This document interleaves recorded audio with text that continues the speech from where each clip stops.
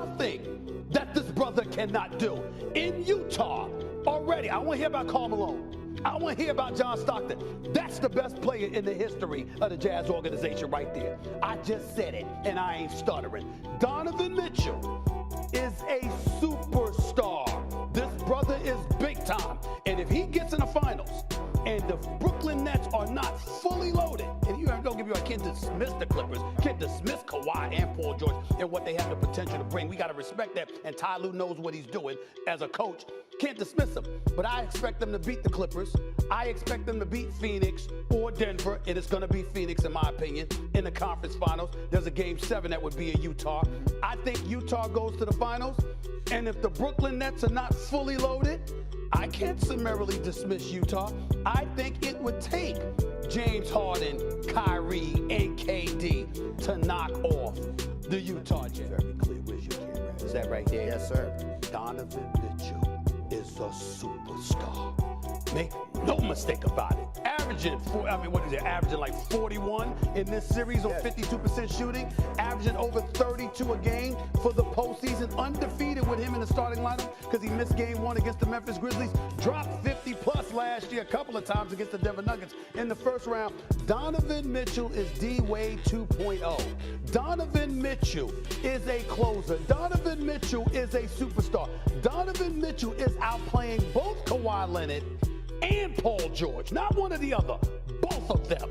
And the brother's 24. Got a J, got a handle, got an NBA body, is strong, can finish at the basket, can take it to the hole, can create his own shot, can hit free throws. Hey, what's up, guys? This is Elo Speaks back again with another video.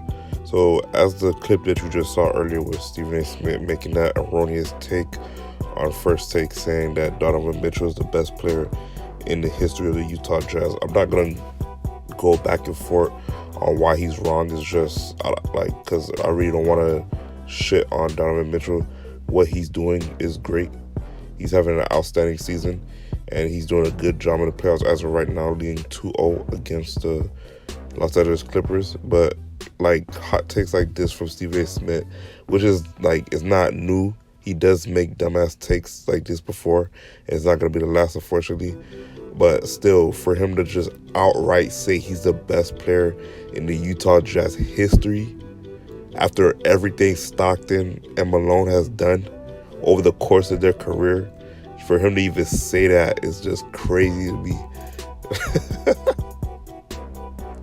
I'm it's so funny. You can't crown a particular athlete that's a couple of years in the league with the Utah Jazz, such as Donovan Mitchell, as the best player for the Utah Jazz, just because of what he's doing right now.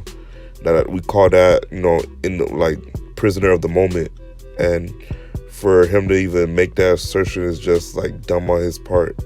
I'm not even gonna go back and forth on what Karl Malone did, winning MVP, going to the finals twice, and Stockton being an all-time assist leader. You telling me he's the best player?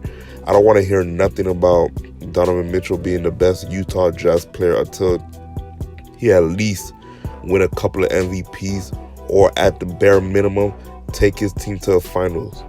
Until then, I don't want to hear about him being the best overall player and what he's done for the organization, because the reason people even talk about the Utah Jazz to this day is because of Stockton and Malone.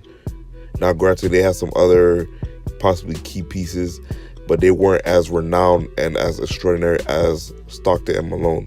That was a 1-2 punch that was causing damage in the 90s. That was winning over 60-plus games, and we're making it to the NBA Finals in a tough Western Conference. So, again, right now, the Western Conference is tough right now, and Donovan Mitchell has his hands, full with, battling the Los Angeles Clippers, and on top of that, most likely going to have to face the Phoenix Suns because they're 3-0 against the Denver Nuggets. So we'll see the progression of Donovan Mitchell moving forward in terms of how he's going to play in terms of this series and in terms of next round if they were to make it, because I still don't count the Los Angeles Clippers. I think they're going to win Game 3 at their home field. It's not looking good for the Los Angeles Clippers moving forward in terms of this series. I don't know what's up with them. I don't know if it's mental or just poor execution, but I'm not gonna give up on the Clippers like a lot of people have. I still think that they could win the series in 6, but by chance that they do lose this series against the Utah Jazz, I need Donovan Mitchell to at least make a final, and then we can start talking about him being the best Utah Jazz player in the organization. But he has to at least win a final, win MVP, or at least take his team to the finals. Everything that he's doing right now, which is extraordinary, I take nothing away from him. He's a great young talent, but for him to crown him as a superstar, he's not a superstar as of yet. He's a star player. He is not a superstar. When I already made a video about what is a superstar. A superstar player is a franchise changer, a team that a player that can at least get you to a final or at least win an MVP. That's a superstar to me. That means your talent supersedes you to at least make it to the NBA Finals, or you're the best player in the NBA for that particular year. That's a superstar to me. There's only a few superstars in the league.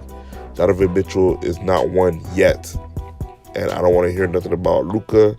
I don't want to hear nothing about Jason Tatum. Those guys are stars. They're up and coming. They could potentially be superstars later in the future. But as of right now, they're just stars. They could get better, and they will get better. I do see progression in all three of those guys. But as of right now, we need to pump the brakes and let them grow. That's the problem with media pundits such as Stephen A. Smith. They want to hurry up and microwave these stars, and instead of just letting them progressively grow into superstars so that way they can reach their full potential, let's pump the brakes and relax. They're going to be good superstars. The NBA has a lot of crop of talent that's going to, be there when LeBron James retires, but we can't just crown them superstars and then, they happen to fail or don't come through and win a championship. Then that's where all the superstar talk is going to get, levied against them and say, oh, I thought you was a superstar. Why are you not carrying your team? Why are you not winning a championship? This and that. And it's the same thing with Paul George. People keep saying that Paul George is a superstar. Paul George is not a superstar. Paul George is a star. And I agree with Skip Bayless on this. He's a complimentary star at best in terms of that.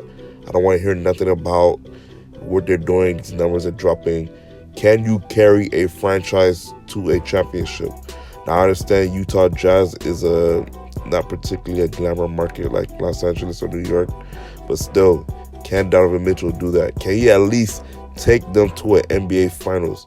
And I understand that's going if by chance they were to go up against the Brooklyn Nets or the 76ers. That's a daunting task for both those teams because those are both tough teams, especially the Brooklyn Nets with the three ISO players, the three-headed monster with Durant, Harden, and Kyrie.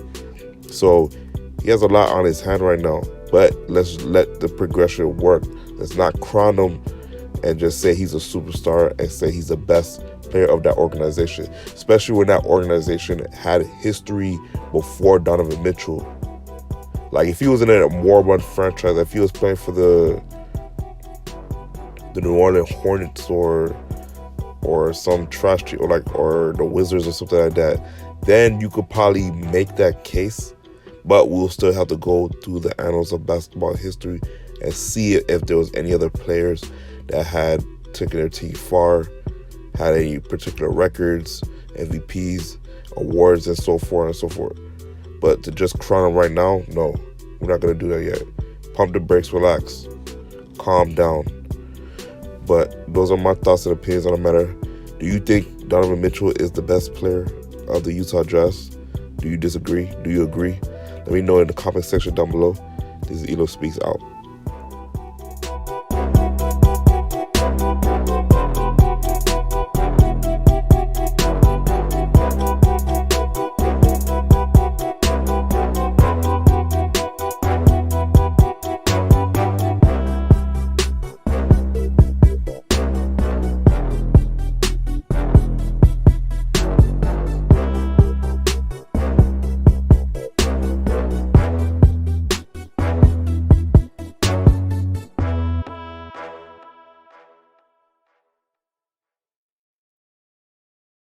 Peace.